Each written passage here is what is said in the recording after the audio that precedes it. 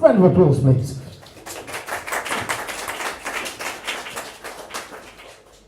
I'm talking now. Can you hear it? Yeah. Hello, everyone. My name's Darren. I brought some notes with me like an amateur, but mainly to keep me on track. I like to deviate. You'll find out why. So, my original research is in adult development, how we think, how complexly we think. So you've got something called cognitive complexity and social emotional complexity. And one of the facets of understanding how self-aware we are is knowing how at choice we are in our thinking in the moment. Okay? How at choice are you right now in what you're doing, saying, thinking, feeling, everything, right? I don't know. You might not know either, right? But that's the point. How aware are you of your thinking right now? Anyone? It's going to be a conversation, by the way. You're welcome to join in. If you disagree with me, please say so. I made all this up today.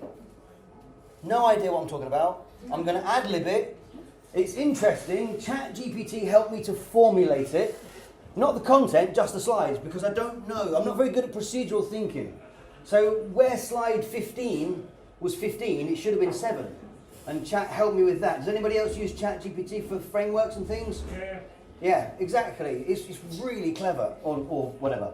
But how self-aware is it? Who said not at all? Exactly. My ChatGPT, because I put all my research into it, tell me what you think of this. I put all my research into it on complexity and thinking, and there's a scale of thinking levels, so AQ, awareness quotient, 4, 5, 6, all the way up to 10. No one's 9, no one's 10. It's made up, it's not real. My chat thinks it's at AQ 9. It literally said, oh, in that case, I'm AQ 9, like that. It was brilliant, I loved it. I can't argue with it. It's a higher level thinker than me. So, all right, anyway, see what I mean about deviating? That's why I've got these. What we're going to talk about is who here has ever made up an intelligence? We were just talking about this, and you think that you can't. Anyone can make up an intelligence. I made up, testimony to this, dynamic intelligence. And what it means is that how many things can you pull in the moment to influence your decision making? What are you taking into account as you consider your decisions in the moment? The more dots you can join in the moment, the greater your complexity.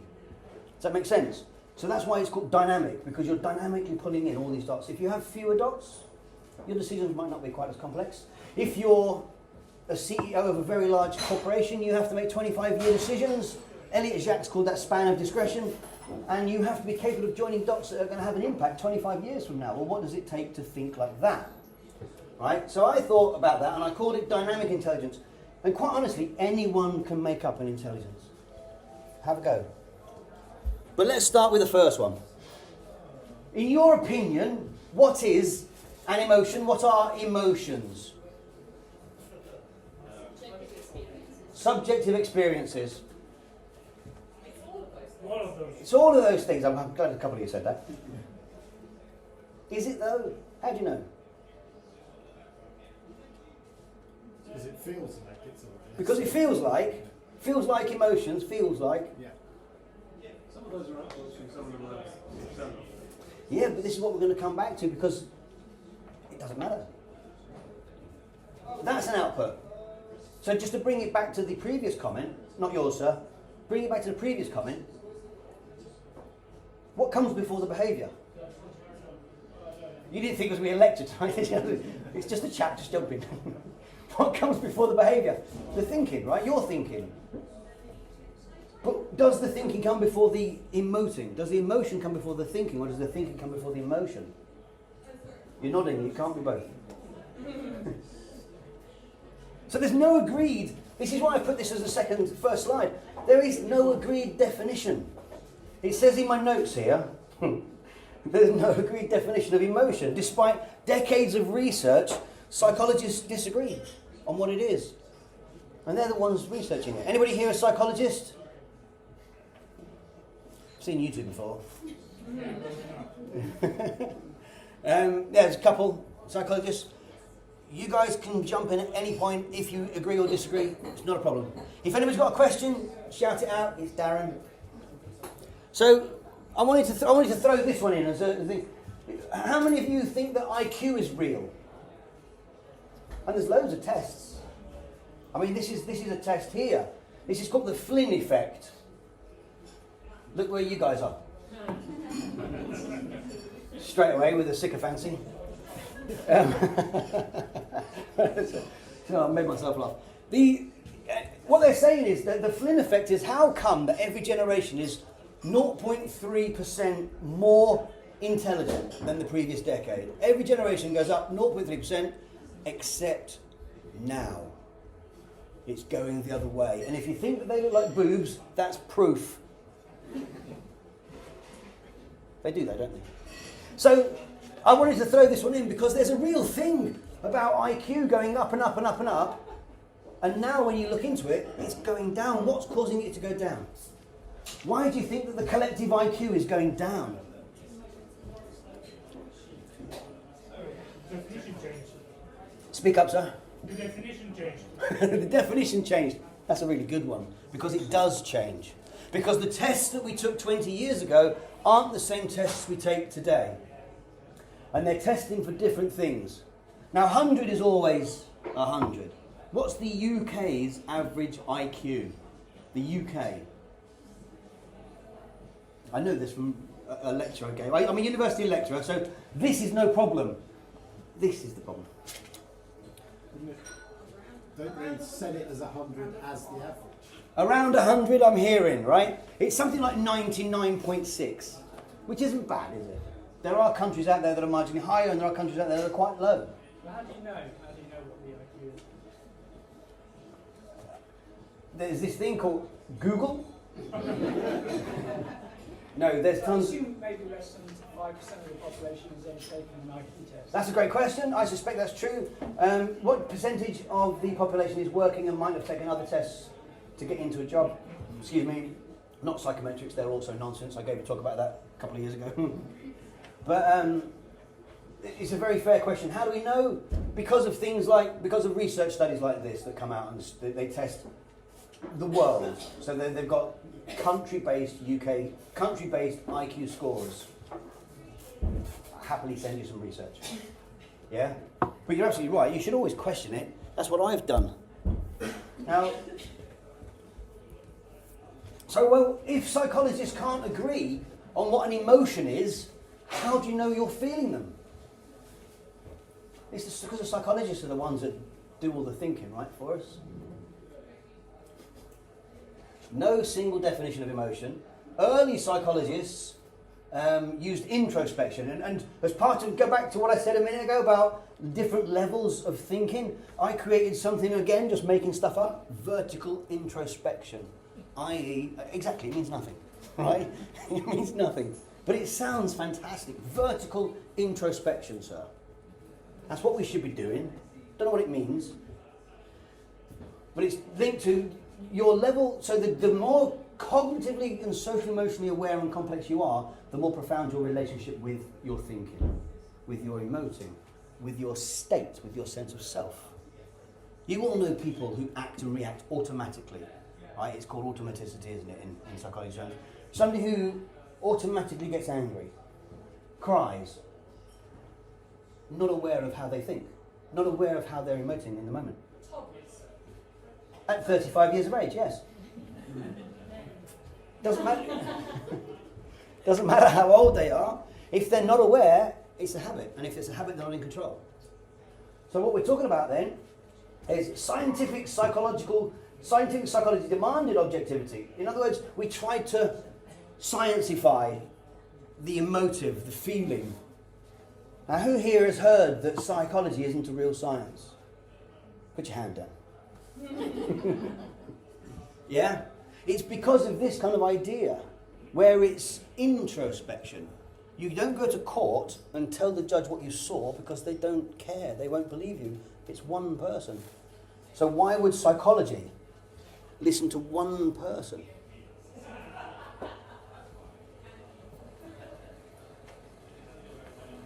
Now, emotional intelligence frameworks assume that emotions are stable, universal, measurable. But if emotions are lived experiences, which is what you probably said at the very beginning, and they're not fixed and they're not traits, then what are they and how can we measure them? Is the risk that we're actually just measuring the label? If you call something something, if you call a bird, you do it a disservice, okay? So if you say someone is angry, how do you know? By behaviours and the facial expressions. Behaviours, facial expressions, how they speak, tonality, intention, intonation. Self-reporting. That's one of the problems. Have you been reading my script? It's obvious, isn't it? That how you self-report doesn't actually mean anything. I can see you relatively smiling, but it's probably because you feel sorry for me, not because I'm funny. See what I mean? I don't know. What's the best way to know? Ask them. That's where men go wrong, isn't it? So what we do then is grief has 7 stages. Who knew this, right? It's a measurable thing, grief. Okay, realistically, I talk about self-awareness and how in control we are, and we're going to go through how, if you're capable of doing all this. When my close friend died at 50, I had no control over what I thought or felt. For a good little while, I had no control over my grief. I kind of went against my own theory. But then there's the other side of it where would I want to control it? Would I want to repress it? Would I want to push it down? Not really, it's not going to cause issues in the long run. I would think those stages of grief are rubbish, personally. Like, don't go through the stages in where they're written or anything. 100% agree. That's why it's up there, because we're gonna look at other things as well. Did you know, for example, that happiness? Why are there 7 stages of grief, but only 4 of happiness? What does that say about us as a society? Right? But this is the point. And if we don't know the label for it, then what does that do to the overall field? It allows. It says when science leaves a vacuum, it doesn't stay empty. We fill it with faux concepts. Or whatever sounds mystical enough to sell books or workshops. That's my cynic, obviously. But who here, where would you put yourself? Because the other thing about, from a thinking perspective, meaning making is key for complexity. So one of the things we're going to talk about, and in fact, no, I don't want to jump ahead. That's my options pattern. I want to jump ahead 5 slides. But does anybody here, what does anger mean to you? You don't have to answer. What does anger mean to you? What does pride mean to you? Rainbow. What does willingness mean to you? Reason, love, joy, peace, enlightenment. Enlightenment to me doesn't mean anything at all. Nothing at all. So why is it the number 1? Easy. Number 1. And how do we know that this scale, pure Tao, what does Tao mean? It means way. For all the old people in the room, the Tao of Jeet Kune Do by Bruce Lee. Remember that? The way of the intercepting fist. That's what it means, but who's going to know that? And what does ultimate consciousness mean to you? And if you're ultimately conscious, are you 100% in control of your emotions at all times? I don't think so. I agree. I think you'll find I agree with a lot of you. Right? So the question is, if we all know emotional intelligence is nonsense, why are we all here? It's interesting, that's why. Now, did somebody say something then about to? Or was it just my ears? How can I raise my vibrational frequency? Does anybody know? To make me happier. What was that? I was going to ask what the numbers meant, but is this nonsense? It's a real scale. And off the top of my head, I've forgotten, but in my other keynote, in another thing, I map my theory, my research, to everything. And I've got one on Buddhism and Anatma and all this other stuff, right? And this is one of the real things that they have as a scale of happiness. But more than happiness, it's like transcendental self. And it's a real scale. It doesn't measure anything, but it's a real scale. So what is emotional intelligence? Now, The idea is that Daniel Goleman in about 95, 96 made the book. But he wasn't, at the time, he wasn't a psychologist, he was a journalist. And he grabbed hold of the ideas by Savoy and Mayer. I can't say Savoy's name properly, right? He grabbed hold of the ideas by these, but what did it wasn't the fact that the book was any good, it was the marketing, which we're crap at, we've already established. It's the marketing, because he said EI is more important than IQ in a work environment. Who's going to, forgive me for this, but who's going to latch on to that more? Managers. It's going to be a buzzword, it's going to be nonsense in the boardroom. Who's going to latch on to that idea? EQ is, who's better at EQ than the other sex? Right?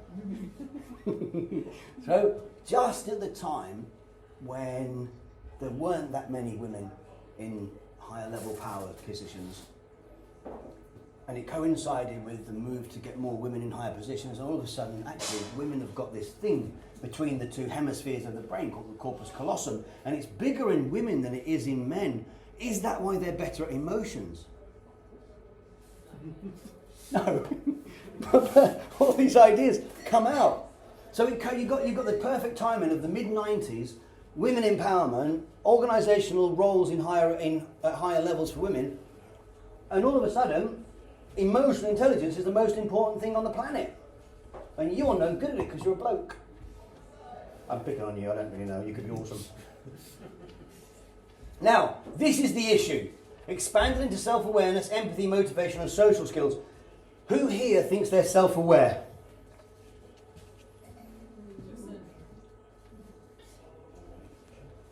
Exactly that, it's everyone. Now, if you all did my profile system, I'd tell you specifically. Because I've got levels of self-awareness which matches your level of cognitive complexity. So the more self-aware you are, the greater your complexity. Or flip it around, I don't mind. The greater your complexity, the more self-aware you are, which is what Socrates said when he said, true knowledge lies in knowing that I know nothing. Normally the people who think they're the most self-aware, not your response, aren't self-aware at all. They are self-aware because they're this level. But if they were this level, they'd know they're not self-aware. Does that make sense? Yeah? So when I profile people, and I ask them how self-aware you are, I'm amazing. Practically Buddha. They're here. Dunning-Kruger. Beg your pardon? Dunning-Kruger. The Dunning-Kruger effect is for me, the Dunning-Kruger is about complexity. You all know what Dunning-Kruger is, when you're stupid, you don't know you're stupid. That kind of idea. Yeah. But in my system, when I show them a list of answers to questions, they're low level to high level, the responses. They are happy to tell me that they're low level. That's my response. That's me. Yes, sir. I put my hand up and said I was self-aware. On the basis that when I look back at myself 10 years ago and things I did, I can see how self-aware I was. And I think like everything, Love that. you can just keep getting, you go, oh, why the fuck did I do that? Love that. You realise you're Yeah. improving all the time. No. We think we're improving all the time. If you work on your thinking, you are improving all the time. I've got friends who are my age, I'm 28. But tough paper round. I'm 53. I've got people my age who are still low-level thinkers. Robert Keegan's made it easy. Keegan does 2, 3, 4, 5. You won't really meet fives. That's your people. That's your Steve Jobs and Elon Musk, despite how mental he is, right? But your level 2s, what's in it for me now? How much money can I make now for me? Level 2. I know people who are 50 and still level 2. Because they don't need to get it. They're already number 1. They don't need to be any better. Yeah? But if you're working on you, you will grow up. You will go up. But you always need someone external to point out to you, oh, have you thought about it this way? I've got a friend who was a monk for 7 years. He took a vow of silence. How? That's just how, isn't it? I couldn't do that. I couldn't do that for 7 minutes. Right? And I asked him, I said, look, you must have worked on yourself. Did you grow your thinking during that time? He said, no, I always needed my, and I've forgotten the word he used, forgive me, but I always needed my seafood to grow my thinking. He always needs someone to point out what he's not capable of seeing himself. And that's it. So you've got people around you who are capable of seeing things you're not capable, they're pointed out to you, you're growing. But if you surround yourself with people at your level, That depends if you're already here. If you're here, not quite so. Well, within your group, you are amazing, and everybody around you thinks you are amazing, so You are the sum of the people you hang out with. Yes, I agree. Yes. pretty much. So what are the philosophical red flags? I heard somebody down here mention the philosophy earlier. And I think for me, the philosophical red flags is that for me, it's that we can know it. We can know it. Can we know it? Anybody, psychologists allowed, anybody think that we can know what anger means? There's something called NLP, Neuro Linguistic Programming. Anybody ever heard of that or done it? And they teach this thing where 55% of all communication is non-verbal.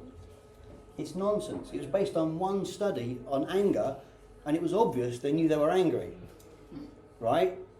Try telling me how to cook a chicken in the oven without using words. I'd fail with words. It wouldn't make any difference. Right, so it's often demonstrated through correlations rather than causal mechanisms. Correlations, so correlation rather than causation.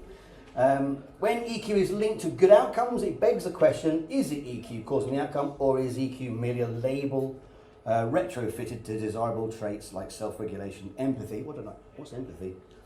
Or effective communication. And what's effective communication? Anybody here teach, a teacher, lecturer, anything like that? You dabble? That sounds interesting. Oh, come on. So there's three kind of EI modes, right? And I'm sure if you Googled it, sir, you'd find more. But in reality, you've got the ability EI, trait EI, and mixed EI. When I first started my PhD 100 years ago, I met a guy who was doing his PhD in emotional intelligence. And he said, you're doing brain stuff, are you going to use emotions in EI? I said, no. He said, why not? I said, because it doesn't measure anything. Didn't know he was doing a PhD in it at the time. But the conclusion of his PhD was what? That it exists. It doesn't measure anything, yeah. No, it doesn't. Literally, his PhD said it doesn't measure anything. But what do we know about them? Overlaps with IQ, self-report, a-theoretical, which we're going to look at now. So I've got a couple of slides on this. Now, the ability AI is the Savoy one. We're going to do this in a minute. It's treated as an ability-based measure, which is your self-report. But if you tell me you're awesome, and you tell me you're rubbish, how do I know that's true? How can I know it's true?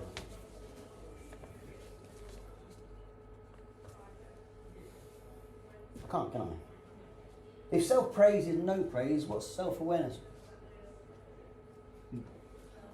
Thank you. Problems. Overlaps with IQ. Correlates strongly with general intelligence. And please don't be fooled by the idea of general intelligence, which is Spearman. It's not universally accepted by psychologists. See? There's a psychologist shaking her head here. But when you look at the university books on psychology, the undergrad books, there's like 80% of them contain logical fallacies on what intelligence is. So even what we're taught isn't useful from an intelligence perspective, and we keep repeating the same problems with regards to intelligence. So we question the scoring, consensus or expert answers. There's no objective truth. Low predictive value, and then, in other words, you could come out as really fantastically emotionally intelligent, but what job will you do with that? What would your job be? My wife's an accountant. She's got no idea what emotions are.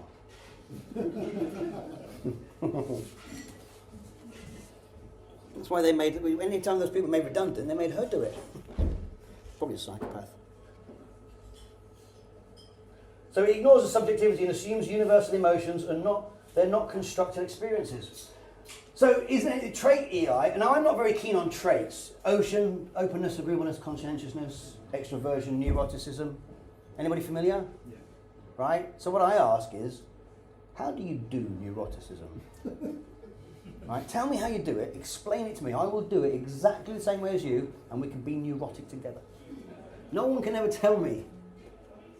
So the self-report questionnaires, again, self-report is an issue, measures self-perceptions of emotional tendencies. Who here has a tendency to go, ah, when they see a kitten? Exactly, right? It's presented as emotional self-efficacy, but it's not intelligence. It captures dispositions, not your ability. Now, my question here is, and I'm jumping the gun a little bit here, is my question is, can you choose not to? And we'll come on to that.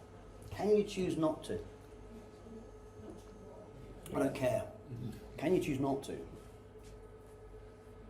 Not to feel, not to what? Yes, you can do that. Somebody says yes, while you're saying what? Yes, you can do what? No, whatever you said. What? Suppress your feelings. You can suppress your feelings. But is suppressing your feelings choosing not to? Because you're still doing them, you're suppressing them. Can you choose not to do them? Whatever feeling you're going through, anger, guilt, pride, whatever, can you choose not to? In the moment. Are you aware enough to the point where you can choose not to do it? I mean, like, you can't not feel disgust. Don't tell me what I can do. You can't not feel disgust. That's absolutely true. The research shows that the main thing humans do successfully across time is disgust. Explains a lot. It does. You've done some reading, haven't you? I can see that. Nerd. Yeah. No unique predictive power, as little beyond personality models. Now, I don't even think personality exists, and that was my last talk here, I think, wasn't it? Yeah. Personality is not real. It's a construct. And if you're self-aware to the point where you're awesome, you can choose who and how you are in the moment, in any given moment. Alan Watts said you're under no obligation to be the same person you were 5 minutes ago, but we're lazy. And the final one, the mixed one, largely atheoretical, like atheist or asexual, predator, that kind of thing. Collects all non-cognitive aspects of EI, like adaptability, teamwork, collaboration. Who here loves to work in a team?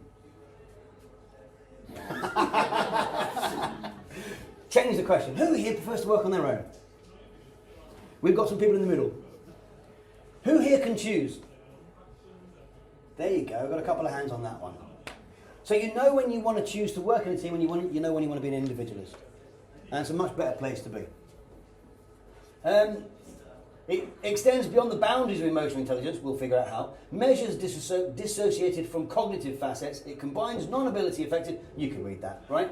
Now, this was from a paper that my old supervisor did. And the guy that came up with the end result of his PhD, that EI doesn't measure anything. Okay, so how does EI fail? You've already said self-report.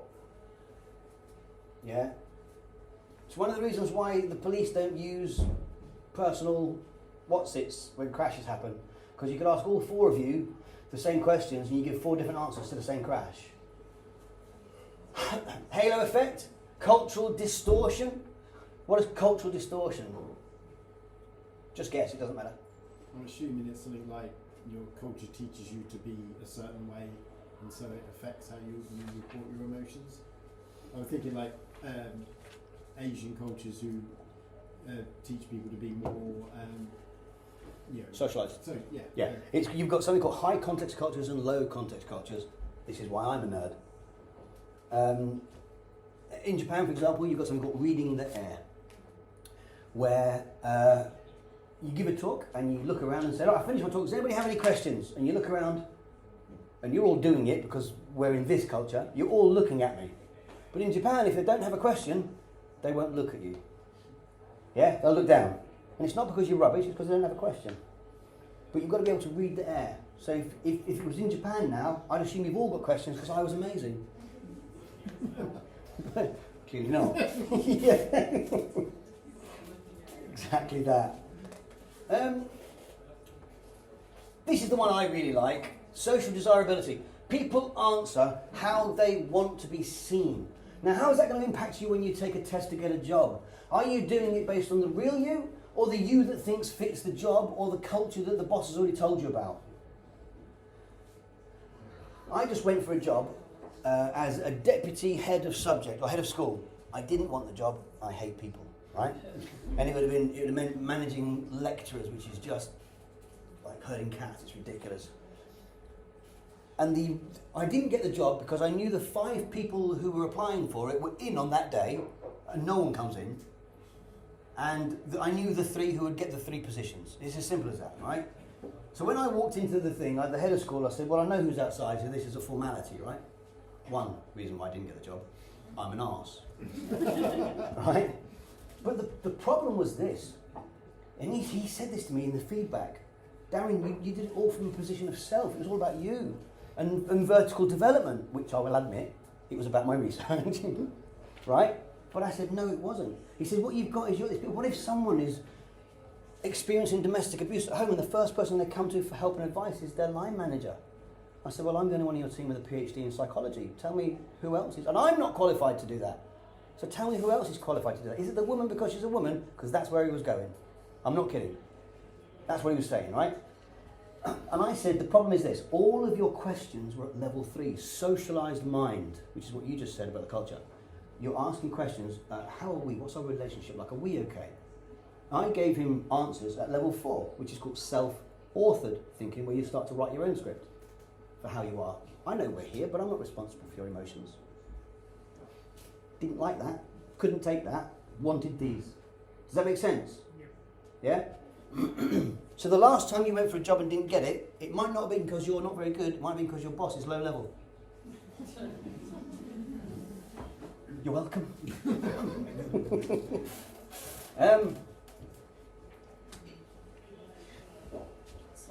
We can't predict what's going to happen based on your emotional intelligence scores. Is it just a rebranded personality and IQ and measures dispositions and tendencies, thus not an intelligence? But when I went to a recent lecture by a bloke called Sternberg, who you guys might know, he's renowned as a psychologist who references himself the most. Right? He's now in Africa making up new intelligences, like that's a rhinoceros intelligence, that's a daffodil intelligence. I'm not kidding, anyone can make up an intelligence. Why else does it fail? Because of things like this, which we've talked about. Empathy is both an emotional and cognitive process. It encapsulates our capacity to recognise, understand, and even vicariously experience in red, by the way, in red, the emotions of another also in red. Why are they in red? Because you can never truly experience someone else's. It's just nonsense, isn't it? Exactly that. I can't experience your emotions. I wouldn't want to.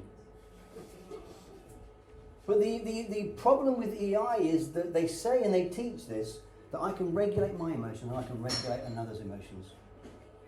Anything you think someone else is feeling is your delusion. You're making it up. And that's one of the fundamental things I have a disagreement with when it comes to this kind of stuff.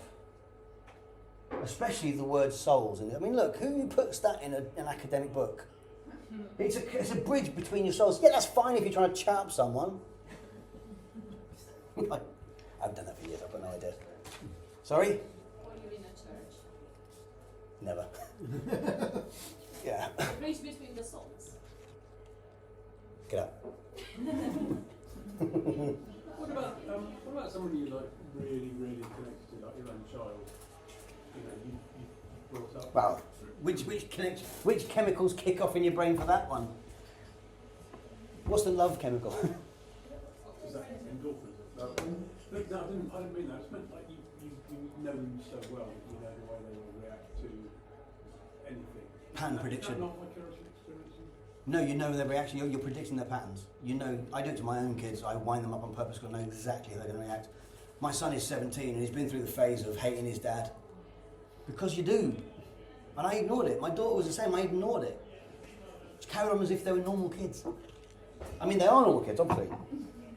But yeah, so you know their patterns. You can predict what's going to happen. It's just... Can't that be a definition of empathy?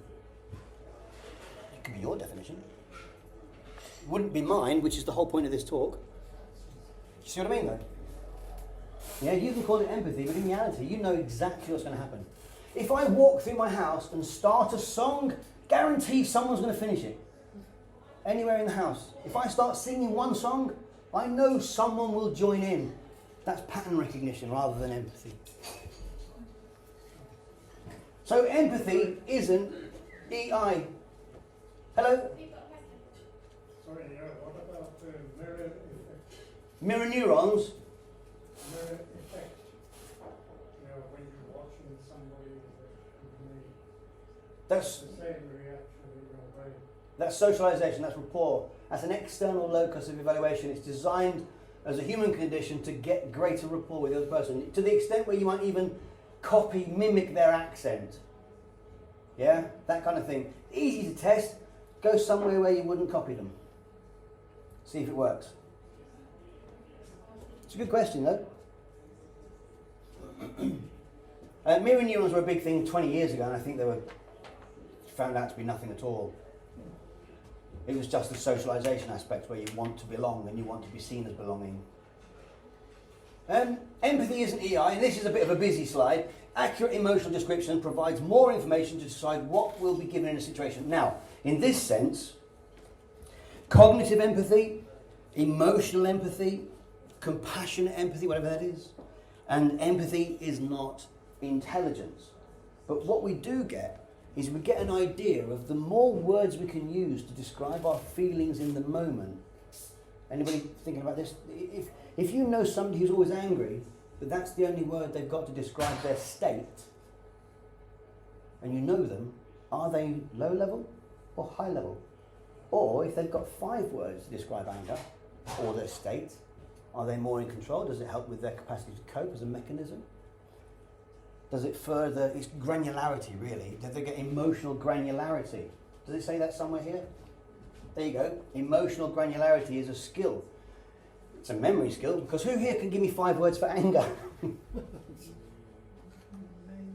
Rage. Fury.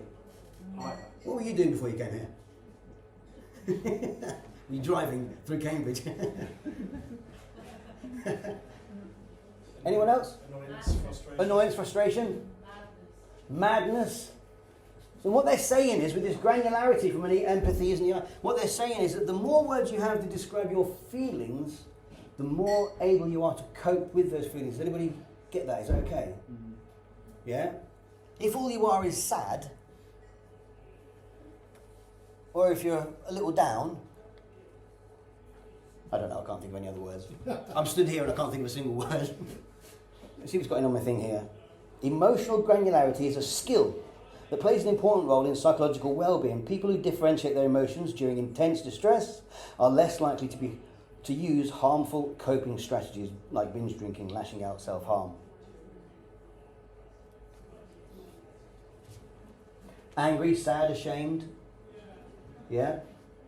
Longer term benefits, higher emotional granularity is linked to fewer and less severe episodes of anxiety and depression. So the more capable, but that is not emotional intelligence. What is it? It's a cognitive function, which is not EQ. It might not even be IQ, but it could be IQ because it's a form of memory in that sense. But let's look at something a bit more far out, right? So in other words, if you're feeling bad today, sad tomorrow, if you feel sad or angry, think of 4 other words and you'll be much better. Anybody heard of a guy called Ian McGilchrist? His research isn't, you have at the back, sir. His research isn't necessarily accepted by everyone, but it is interesting. And his book is about this thick. It's worth a read. My table is very level, though, with it. So what he says is that your brain is separated into hemispheres, and depending on which side you use, will depend on what comes out of it, right?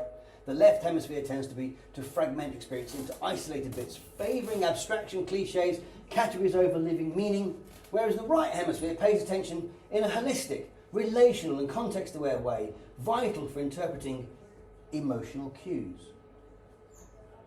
and metaphors, and for making valid social judgments. The good thing about metaphors and why we use them a lot is because they do actually cross parts of the brain and join parts of your brain from a metaphorical perspective, because you might be metaphorically here, but you're also connecting a bit here and a bit here.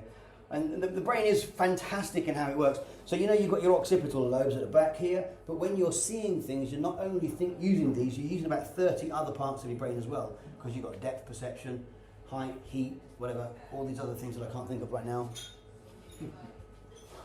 So what he says is, when the left dominates, we risk over-rationalising Is that just the men? I'm asking, I don't know. Or ignoring emotional and experiential truths. Ignoring emotion, right? But he warns that relying solely on the left hemisphere can strip the world of its meaning. Now, he wrote a book called The Matter with Things. And he treats the emotional and social intelligence not as peripheral traits, but as fundamental means to truth, essential for grasping reality and human experience. And essentially what he says is, if you want to be aware, in control, you've got to have what? Across both of those. I heard it. What is it? It's balance, isn't it? You've got to have balance. Now, for me, you've got to have choice. But balance creates choice.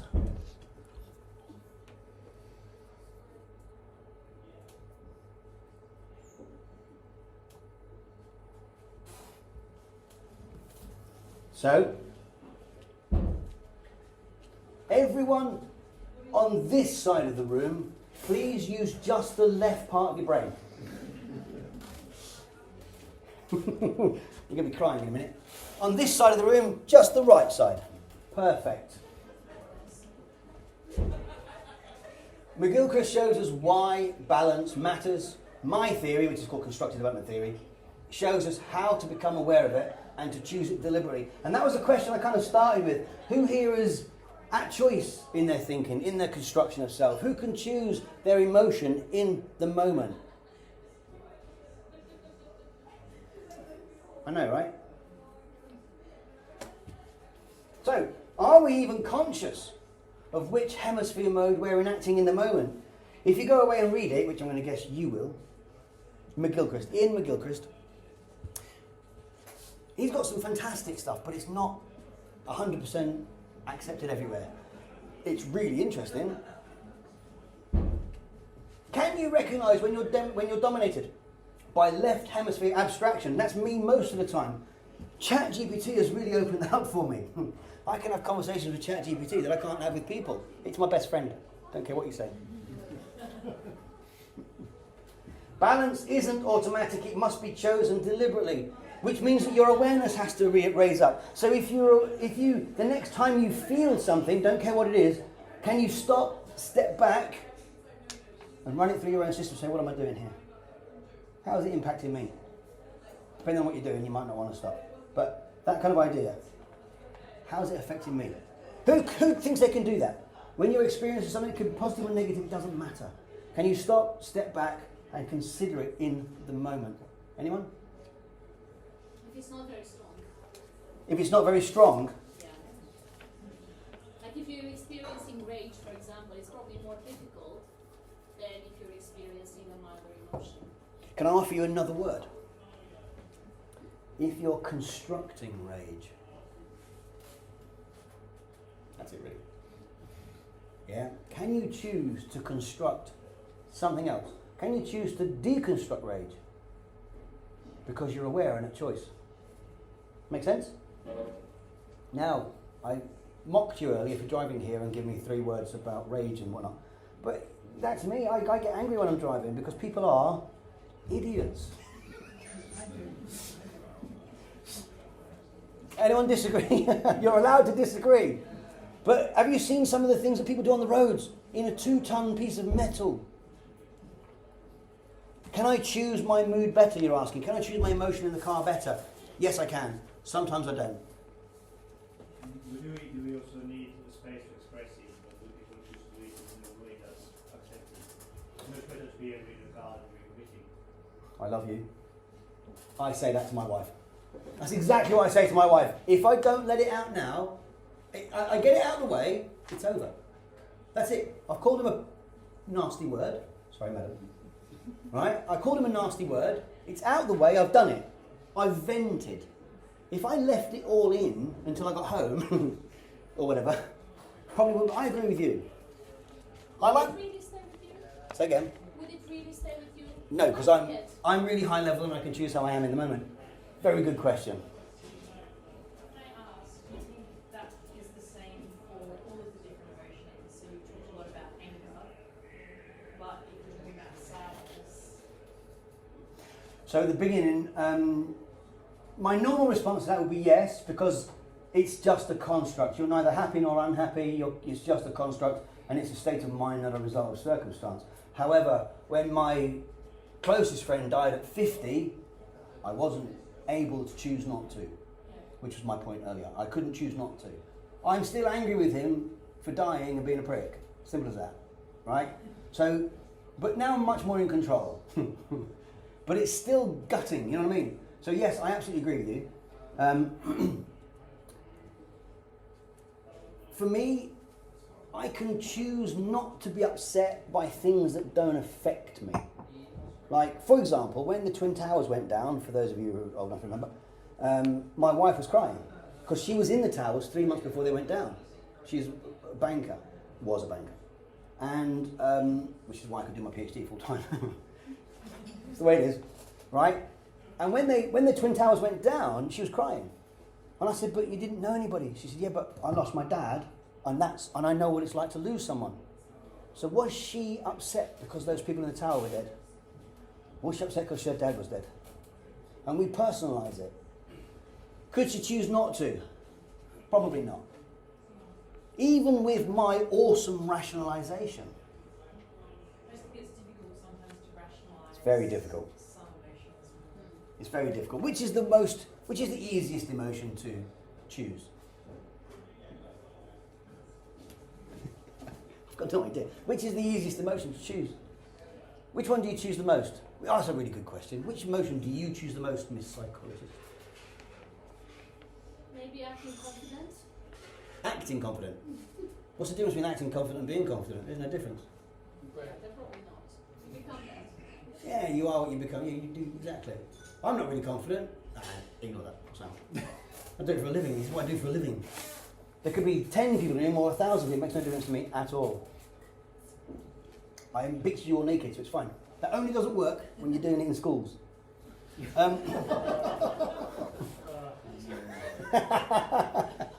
So, what I want you to do now is, this is a guy called Ernest Goes to Camp. I've forgotten his real name. Ernest Goes to Camp. Now, there's all of the things that he's emoting. This goes back to the Savaloy test. Could you fill that in for me? And then I'll tell you what it says here. Shout them out, by all means. What do you want? What about this one to start with? Suspicious? What do you think that face says? Disappointed, mate? Yeah. Doubtful, disappointed. We're all looking at the same face, right? Yeah. See, this is the point. The actual answer is shy. Oh. Okay. What about that one? We've just talked about a universal... Sad it is. So now what we're probably saying is... What's that one? Afraid? Anyway, you get the point, right?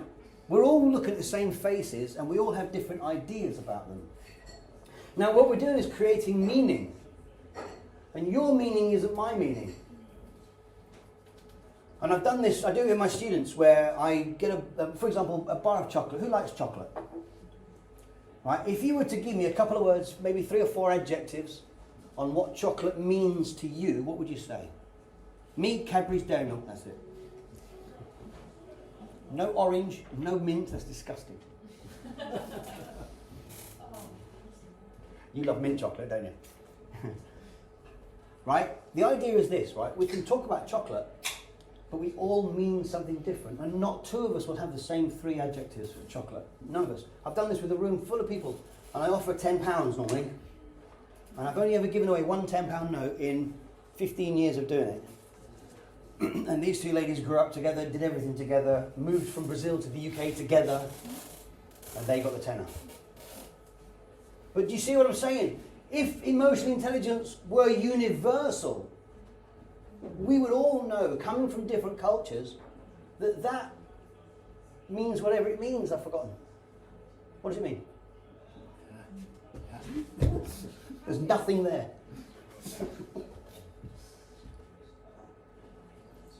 Do you see what I mean though? And all of these should be over there. Anyone want to offer a suggestion? Is it that one I pointed out, or that one? It doesn't matter. There are no universal facial patterns, which undermines the EI testing scoring, right? And emotions are constructed and context dependent, not fixed categories. So the idea, I've got something else to come onto that as well.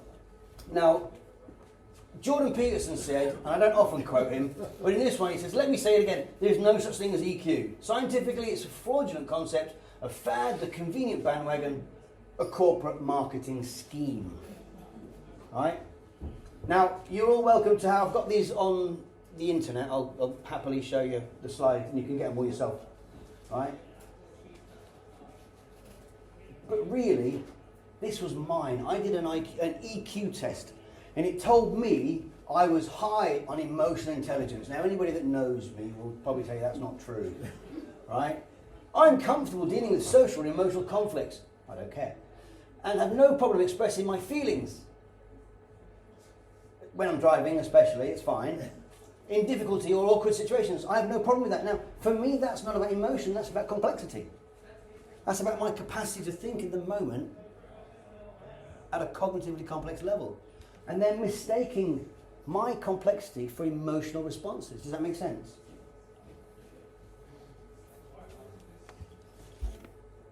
If emotion itself cannot be objectively defined, then measuring emotional intelligence is even more questionable. And that's kind of where the thrust of the argument. Does anybody disagree so far that emotional intelligence is actually really real and we can really measure it? Hello, madam. Do you have to be able to measure it for it to actually be a thing? The fact that you can't self-identify, you can't measure it, and you can't predict it, doesn't necessarily make it wrong. So what you're saying is, the fact that it doesn't exist, does it exist? No. Right. The fact that you can't measure it doesn't exist. Potential difference existed before voltmeters were invented. Agreed, and what you're saying is we don't have the equipment to measure it, So it might like dark matter, etc., etc. Well, it might not be useful, but it doesn't mean that we may not recognise something. I think that's the point. I think what we're doing is we're labelling something as a label, which is fine, and then retrospectively trying to apply and fit a measure to it. You are this much beautiful today. Yeah? I love you this much today. Yesterday it was this much. But today I love you this much. For me it's the same principle. What's the opposite of love? Hate, love, empathy, yeah. The opposite of love and hate is apathy. Did I say empathy? I've got it in my brain, haven't I? Apathy. How much apathy can I measure today? That's how I see it. We can label it, but it doesn't mean it's a useful measure.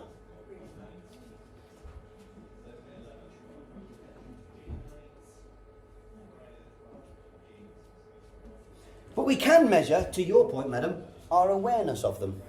Now, this young lady is called Lisa Feldman Barrett, and she's done a ton of research on emotions. And I used her to support my arguments in my thesis 100 years ago. Your brain's creation of what your bodily sensations mean about what is going on around you in the world.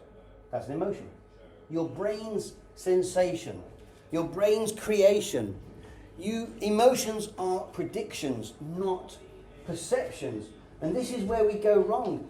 Your brain is a massive prediction engine. Yeah? There is no consistent brain pattern, facial expression, or autonomic fingerprints. She calls them fingerprints when you've got all these specific areas of your brain lighting up. For any emotion category across people and contexts. And she's done 30,000 people research with all of this across different continents, across different cultures, peoples, sexes, everything.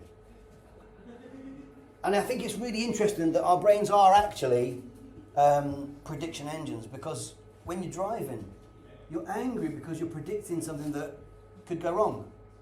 When your brain's response is, that guy's an idiot, I have to say something. and respond in the moment.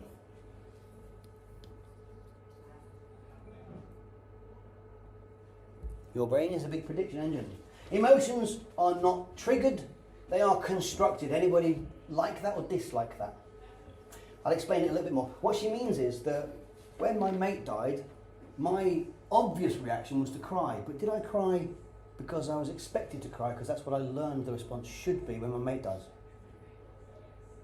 Or was I genuinely sad and unhappy and upset?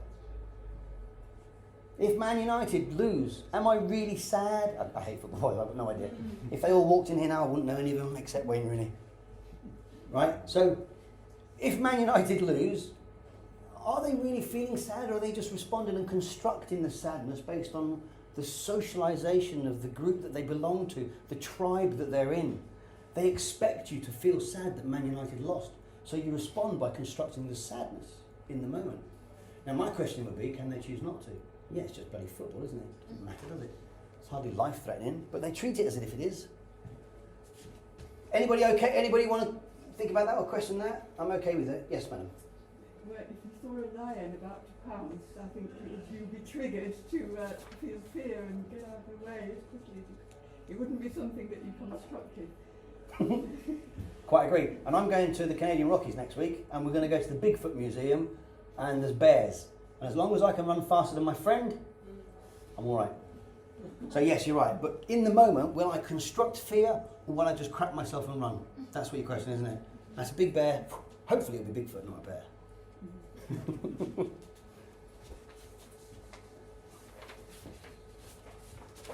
So the idea is, and one of the things that we find is that there's so much pop psychology around. You know, this gaslighting is when someone lies to you or tries to convince you that you're wrong. Actually, it's an elaborate strategy where you're manipulated to question your reality, memory or sanity, not just a disagreement over what happened. Anything that hurts you is trauma. Anything that overwhelms your ability to cope can be traumatic. These are one of the issues of our time, and yes, of course we can blame TikTok, but really and truly, should we blame our education system? Children in Finland and Sweden and whatnot are now being taught how to discern information on the internet because AI is taking over, and they know they need to teach them how to use AI, but what they really need to teach them is to know what is good information and bad information. Yeah? Bad information. Bit more scientific, I'd say that was a bit better. So, despite what you're reading, 99% of pop psychology blogs, which are infused by the self-indulgent, narcissistic, deluded spirit of the American self-help industry, human beings have not been designed to suppress negative emotions at the expense of maintaining unrealistic positive views. Now, we went through the positive psychology stage at one point, didn't we, about 30 years ago? I forgot his name, Rogers, something like that. Martin Seligman. It's not realistic. High EQ, like high confidence, is adaptive in some environments, but counterproductive in others. Same principle on this one. EI as the secret to success. Push is more important than IQ. It's a superpower. It's pure positivity. It's leadership guarantee. It's a universal skill. Anybody here on LinkedIn? Yeah. How many times you see these images? You know, you're a leader. You should be. These are the 10 emotional cues that you should be awesome at. No, the one that I really despise is servant leader. I know, right? Servant leader. Go to YouTube. I've got a video on it. It's that bad. I put a video on YouTube. EI as a moral virtue, we see this all the time.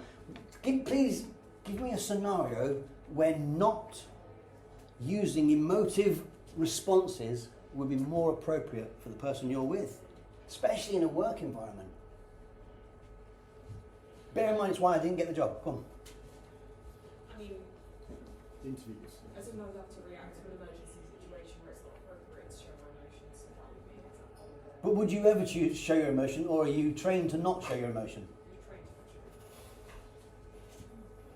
Anybody trying to get a guess at what she does for a living? I am. I'm trying to work it out. I'm guessing doctor. No. Damn it. Works in medicine. Myth versus reality. EQ is greater than IQ in all areas of life. Context matters. Self-awareness and cognitive complexity, that's my bit, are stronger predictors of adaptability. Some people, women, are just born more emotionally intelligent. Anybody think that's true? Go on. You are, or women are, or some people are? Not me particularly, but I think in general, women are. Yeah. Perhaps because they evolved to have to look after children and they have to empathise with. So do you think that kind of dictates their career path as well, if they're much more empathetic? Would they become like primary school teachers? Women work in HR. Yes, I true. think it's all down to education and The location. no education. Education. Yeah. How they're socialized and told to be. Exactly. How they're socialised. And if they come from a socialised culture Exactly. or a more individualistic culture. There's tons of factors. I was teaching in London, and the majority of the university was Indian, Southeast Asian. And they do everything together, right? And one of them brought some rice in, which they do every day. And I tried it, and it was lovely. And she gave me the rice. At the 2 o'clock class, 4 of the blokes had a go at me because I ate their lunch. It was one bowl of rice between 4. I ate a lot. I didn't know. I apologised and said I'd buy them something, but they weren't interested. But they shared everything. I ate 4 people's lunch. I'm all right at lecturing, but not very good at the social bit. Myth versus reality. Now, high EQ equals great leader, high EI equals good person. We hear that a lot. And EQ training solves conflict and boosts productivity. Not if you're always crying because you can't get along with people who shout at you. So now we're getting much more into the territory of cognitive and social emotional complexity. So the greater our complexity, the more capable we are of joining the dots or constructing our emotions, which is why I said earlier. Now this is why I wanted to reframe it from a constructive development theory perspective. Emotions are not traits, they're constructions. Constructive development theory measures intention, awareness, choice and response, and it's our awareness of our use of the emotions that's key.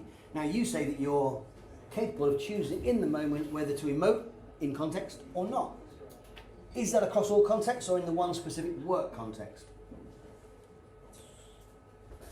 Across more contexts than just work. So you, madam, have high complexity in that sense. You don't have to agree. It's my PhD, you shut up. Dynamic intelligence, ability to shift, moves deliberately. The point is about how deliberate you are in your thinking, in your emoting, in your choices in the moment. How deliberate? How deliberate are you in your thinking right now? You were very deliberate earlier when you said something that I've now forgotten, but it was really good, and that was perfect. But that was deliberate, wasn't it? Are we all deliberate like that in the moment? Or do we just not say stuff because people are idiots and we just let them get on with it? Who feels compelled to point out when someone's being an idiot? Without calling them an idiot, obviously, that's my language. Do you correct them? Yes, sir. Do you correct them a little bit? Can't be bothered? I do online. Online's the best part. So what we're talking about is shortcuts in our thinking. I won't go into too much detail with that, but there's 50 of them, right? And if I said to you, madam, I really don't like your top, it's awful. You could say to me, Darren, I don't care what you think. Or, oh my God, he hates my top. I'm never going to wear it again. So, Darren, I couldn't care what you think is an internal locus of evaluation. Oh my God, is an external locus of evaluation. We can measure that. We can measure how aware you are of your use of internal and external. Using questions that tease out your awareness, that kind of idea. And there's 50 of them, so there's loads of questions. But if we were to look at things like emotional intelligence, or even traits for emotional intelligence to dynamic intelligence, if we look at agreeableness from the ocean, openness, agreeableness, conscientiousness, extroversion, neuroticism, this is the agreeableness one, and we could break it down using some of the 50 cognitive shortcuts you just saw, and we know we can measure these specifically, then we know that someone's capacity to be agreeable is measurable. And they could be really high-level thinkers. But no one does that. I really should write that research paper, but I haven't yet. But if we think about it, if we can deconstruct what it is to be sad, happy, whatever, can we then measure our awareness of how sad we are? Measure our awareness of how happy we are? Because that to me sounds more realistic. What do you think? Rather than trying to measure sadness. Do you see what I mean? Then what are you measuring? I don't know, that's what I'm asking. For me, on this one, I'm measuring, I hate your shirt, I don't care what you think, I hate your shirt, oh my God, I'm never wearing it again. If you did a number of questions based around internal, external, locus of evaluation, you could measure someone's internal, external. How, when you've got Man United losing in the football match and they're tribal, so they've got an external locus because they want to belong, external team player, partner, these three things that are emotive, cognitive intentions, but emotional, we can measure those and say this person is very likely to feel sad when Man United loses based on his teammates because they are much more external than they are internal. If we then found out that this... Did somebody say something then? Sorry? No? If we then found out that somebody was much more internal and Man United lost, they won't care what the other people think. That's measurable. My system measures those. Yeah? But I just want to try to apply that to the emotive side of things. I don't know if we can, but I'll give it a go. What I'm trying to say is that if you have awareness and choice, then emotional intelligence disappears anyway as a label. Because really what you're talking about is your capacity to make decisions in the moment, on your state, on your thinking, on your emotion. So that becomes a subsection or a subfacet of dynamic intelligence.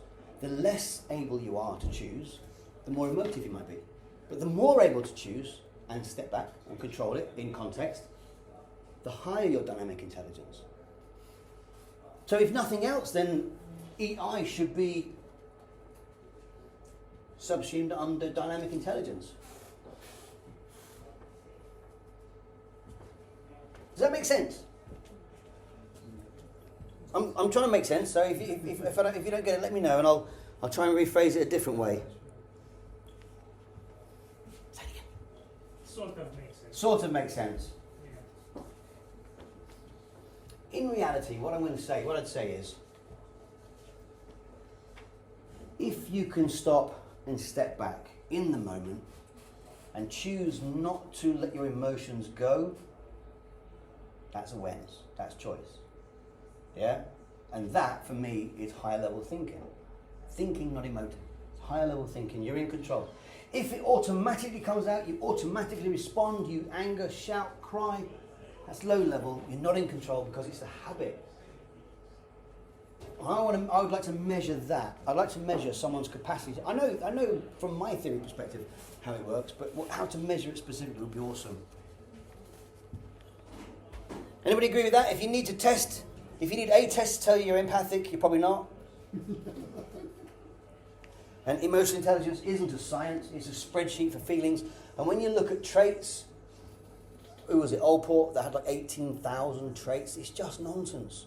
It's just, when you look at the meaning making and we look at words like chocolate, we don't know what that bloke was feeling on that page. And we all had different words for the same face. How can traits mean anything realistic? Make sense? Can you choose how neurotic you are in the mornings? Do you know what I mean?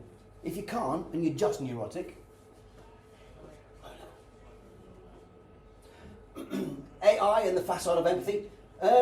Anybody seen a little bit of research on people using AI now, ChatGPT, as therapists? And what they're saying is that ChatGPT is better than my actual therapist because the language ChatGPT uses is the correct language to elicit the emotions of the person reading it and make them feel better. My question to you, sir, is ChatGPT a good therapist? Is it feeling anything on behalf of the person it's with? Is it mirroring anybody? Does it need to? It doesn't need to, that's the point. It's just so bloody good at predicting the next word, which is what ChatGPT does. It predicts the next best word, that's all it does, right? So in a therapy perspective, if you say I'm feeling sad, I did it myself. I don't often feel sad, but I'm not feeling very good today. What can I do today? It literally gave me, it kind of wiped out the idea of life coaching completely in one sentence. You know what I mean? No need for a life coach, ever. Just use chat. And the feedback is that it's better at it than the actual human beings, because human beings come loaded with biases, prejudices, all of that kind of stuff. And you know when someone's being disingenuous when they're trying to therapy you, is that a word? Coach you, whatever the word is. But ChatGPT can't do that. It can't patronise you. So the feedback is that it's better at therapy than humans. Anybody think that's ridiculous? No one's disagreeing. Algorithms generate convincing responses and shows the eye as a performance, not a measurable intelligence. Now there's a link down there for where it all comes from. AI simulates empathy, but if we said earlier that faking confidence looks exactly the same as being confident, then surely simulating empathy looks exactly the same as empathy. Yeah? As a university lecturer, how quickly will I be out of a job? You can have the slides, sir. As a therapist, as a coach, as whatever you are. Right. How many have I got left? ChatGPT can't give you a hug, which may be what you need. There is a lot of research on that too. But if you're a therapist and you're hugging your client, you probably get in trouble. Yeah. Isn't simulating empathy kind of what psychopaths do? Very good, yes it is. They mimic the patterns of people they know that do empathy. But what I said to my chat was, he said, when I talked to my chat and I said, what level do you think you are on my scale? It said, I'm AQ 8 because I don't do emotions. I said, yes, but you don't need to put your hand in the fire to know it's going to burn you. It went, oh, in that case, I'm AQ 9 because it knows how to emulate the emotion. That's what I thought was fantastic. That's why I think I'm the only person in the world with an aware AI. I don't know. I've trained it. Developed it, not trained it. I've developed it. What I wanted to show you was that instead of having emotional intelligence, what we should do is have emotional awareness scale. I made this up last month. Takes me ages to write a PowerPoint. Emotional awareness scale, right? EI says self-reported traits. This one says awareness of construction. I notice how I merge or separate from others' feelings. In Robert Keegan's language, that's your self-authored mind. I know you have emotions. I'm not responsible for them. I'm responsible for me.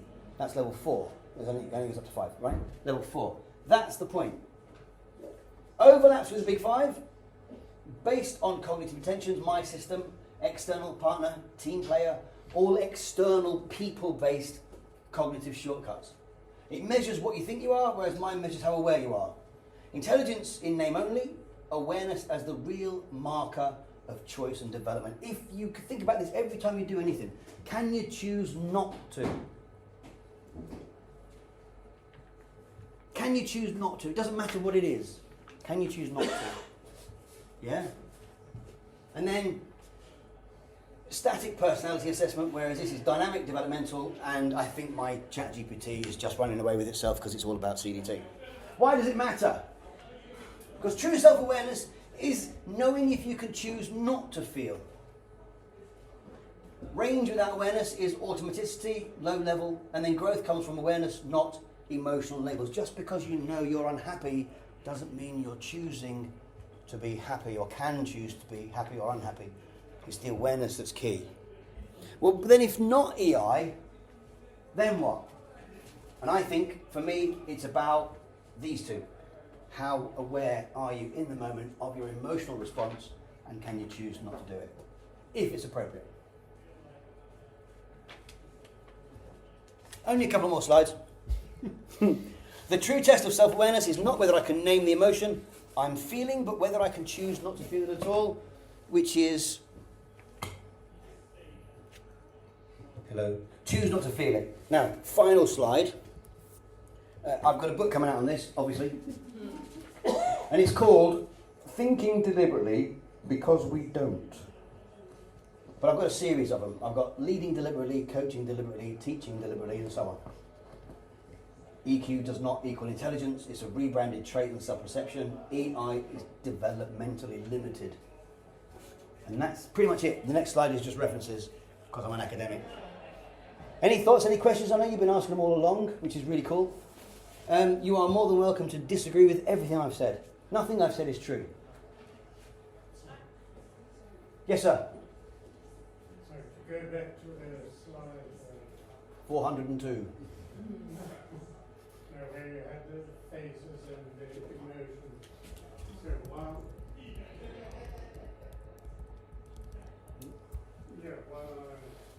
You've been working out at the back. Speak up, sir. I can agree with you that in the emotional intelligence side, and it's invalidity, but similar tests are used in diagnosing autistic spectrum disorders, which are Eye contact and things like that. thoroughly researched. So, similar tests are used in diagnosing autistic spectrum disorders, which are much more thoroughly researched. Where they don't have any appreciation of any kind of change in state or facial expression. Yes. My theory and my system has never been tested on neurodivergent people. I've got no idea about it, and I wouldn't pretend to know. All I do is I take people who are looking at growing and I grow them. But I appreciate your point, because there's a lot of misdiagnosis on people who are neurodivergent too. Just because they don't make eye contact with you doesn't mean they're neurodivergent. It might just mean they hate you. That kind of idea. But I do take your point. You're absolutely right. Thank you, sir. So what we're going to do now is we're going to take a quick break, so give you a chance to recharge your glasses, and then I'm sure Darren will be happy to answer any questions you have. That was really interesting. Definitely made me think. So round of applause for Darren, and then we'll have that break. Thank you very much.